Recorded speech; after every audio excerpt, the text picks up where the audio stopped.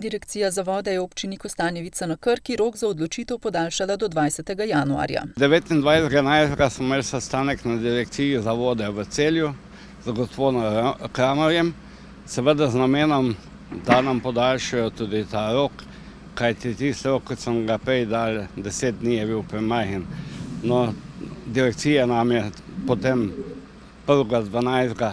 pismeno odgovorila, da nam podaljšuje rok do 20. januarja 2022 in to je končna odločitev. Petretič upa na pozitiven izid. Ja, pričakujemo, da se bodo zadeve razjasnile, da bomo lahko direkciji poročali pozitivno, če pa ne v nasprotnem primeru, pa projekt gre.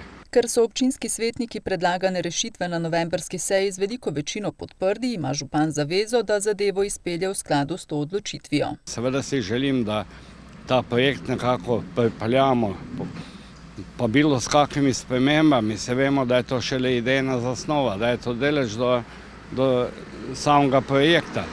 Seveda bo treba na teren vsakim se posebej pogovoriti in iskati rešitev, kako to zadevo rešiti. S civilno inicijativo pa zaenkrat še niso našli skupnega jezika. S civilno inicijativo se nismo sestali, tudi oni niso izrazili nobene želje, tako da stvar miruje. Gre sicer za predlog Direkcije za vode za protipoplavno zaščito Kostanjeviškega otoka, za katerega je vladna služba za razvoj in evropsko kohezijsko politiko iz kohezijskega sklada zagotovila 6,75 milijona evrov.